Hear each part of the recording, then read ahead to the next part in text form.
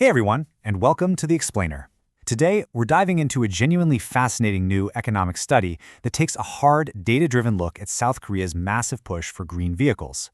We're going to unpack some truly counterintuitive findings about environmental policy and how consumers actually behave in the real world. You see, researchers have built this incredibly detailed framework, analyzing years and years of automotive data to figure out which green technologies actually give us the most bang for our buck when it comes to reducing emissions. And, as you're about to see, the data tells a story that completely flips conventional wisdom right on its head. It's a pretty provocative question, isn't it? Right now, we've basically got this widespread assumption. Battery electric vehicles, or BEVs, produce zero tailpipe emissions, so they absolutely must be the ultimate, unquestionable solution to the climate crisis. The prevailing logic is that governments should just pour all their resources into subsidizing the absolute cleanest technology available. But what if that assumption is fundamentally flawed, at least in the short term? What if heavily subsidizing a slightly dirtier, intermediate technology actually pulls way more carbon out of the atmosphere? All right, let's kick things off with Section 1, the electric vehicle assumption. To really understand the current global push for net zero, South Korea serves as the perfect economic testing ground. The government there has this incredibly ambitious pledge to cut transportation greenhouse gases by 40% by the year 2030. To hit that target, they have literally pumped huge money into electric vehicle subsidies across all 17 of the distinct regional provinces you see on this map. It gives us a beautiful, highly varied data set to analyze exactly how these subsidies alter consumer behavior on a massive scale. Okay, let's dive into the data. Look at the early days, 2016 and 2017. Back then, government intervention was incredibly concentrated. If you look at these tall, narrow spikes pushed way over to the right side of the distribution, you can see that the subsidies were absolutely massive per vehicle. We're talking payouts that sometimes covered over 50% of a car's entire purchase price. But they were handed out to a very small share of early adopters. The whole strategy was basically heavy, deep financial support for a tiny, niche market. Fast forward to 2018 and 2019, and you can see the government changes strategy. The distribution begins to flatten out a bit and shift toward the left. Instead of giving massive, highly concentrated payouts to just a tiny fraction of buyers, the share of EVs receiving subsidies starts to broaden significantly. So more models are actually qualifying, but the actual per-vehicle payout is starting to taper off. By 2020 and 2021, that trend really accelerates. The visual weight of the data is distinctly sliding leftward into much lower subsidy brackets.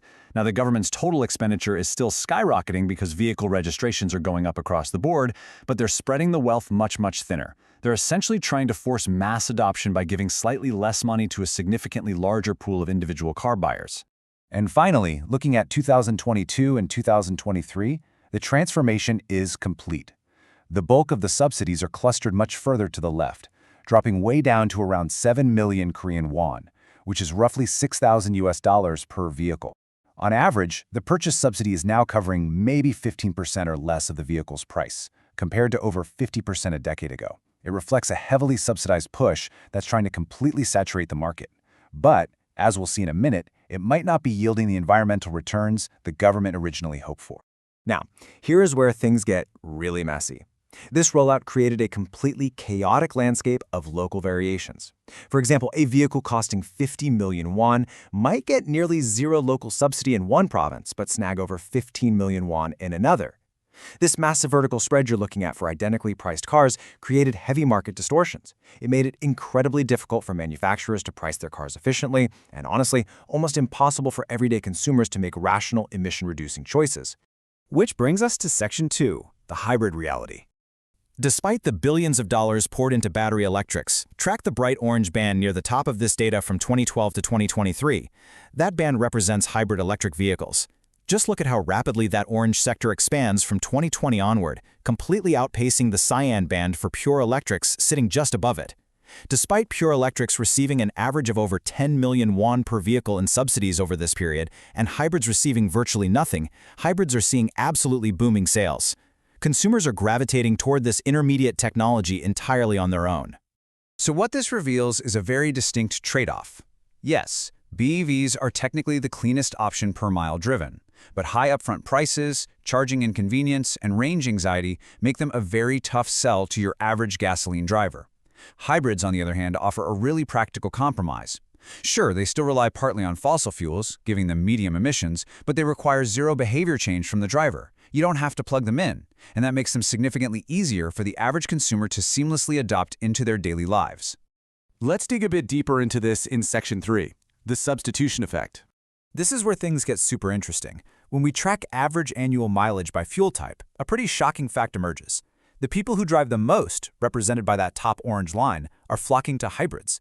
Meanwhile, pure electrics, which is the purple line you see plunging toward the bottom during the mid-2010s, are largely being purchased by people who drive much, much less, likely due to that range anxiety and charging constraints we just talked about.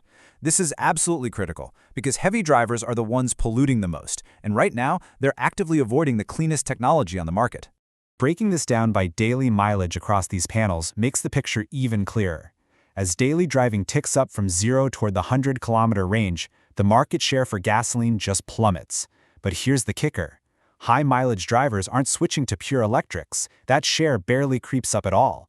Instead, they're almost exclusively spiking the demand for hybrids. Heavy drivers are actively seeking better fuel economy for sure, but their intensive driving habits absolutely require the flexibility of a combustion engine.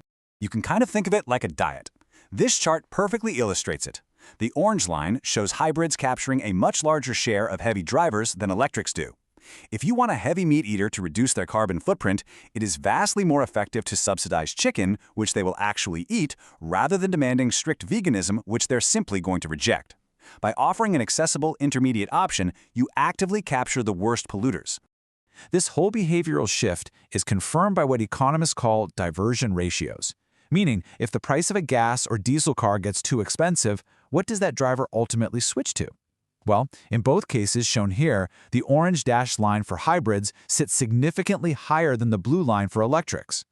When traditional internal combustion drivers finally decide it's time to make a switch, the data completely proves they overwhelmingly divert to the intermediate option. Furthermore, when a battery electric buyer is considering switching, they mostly just substitute away to other electric vehicles. So, subsidizing them largely just shuffles existing green consumers around within the exact same market segment.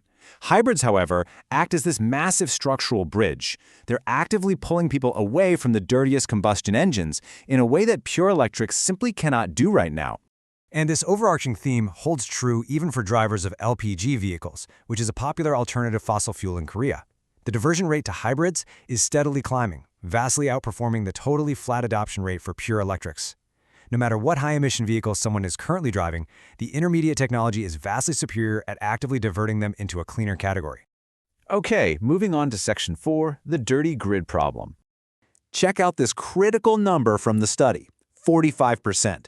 Here's the deal. South Korea still relies heavily on coal and natural gas for its power. When you factor in the fuel cycle emissions, that is, the carbon emitted by the power plants just to charge an EV, along with the massive emissions generated during battery manufacturing itself, electric vehicles just aren't as perfectly clean as they seem on the surface. The researchers actually calculated that South Korea's power grid needs to decarbonize by a massive 45% before an EV-focused subsidy actually beats an HEV-focused one in real-world atmospheric math. Until the grid gets drastically greener, a hybrid running efficiently on gasoline is mathematically competitive with an electric car running on coal-powered electricity. All right, let's bring all this data together for Section 5, the policy verdict. When we calculate the marginal abatement return, which is basically how many tons of CO2 are actually reduced per million won spent, the data is absolutely undeniable. Look at how the cluster of orange hybrid bubbles sits far to the right of the pure electrics. Right now, subsidizing hybrids yields a 20% higher return on emission reductions per dollar spent than subsidizing battery electrics. Because hybrids are cheaper upfront, and because they actively intercept those high-mileage polluters, the return on investment is just drastically superior. Which leads us to this genuinely staggering finding. If the South Korean government were to take its existing, perfectly budget-neutral subsidy pool, completely strip it away from battery electric vehicles, and reallocate those exact same funds to hybrid electric vehicles today, it would reduce total greenhouse gas emissions by an astounding additional 47%. Think about that. By embracing the intermediate technology that heavy drivers actually want to buy, you pull significantly more carbon out of the air right now. And that leaves us with a really profound tension at the heart of environmental economics. Pure electric vehicles are undeniably the ultimate end goal for a zero-carbon future, and obviously subsidizing them supports domestic battery industries and pushes future tech forward.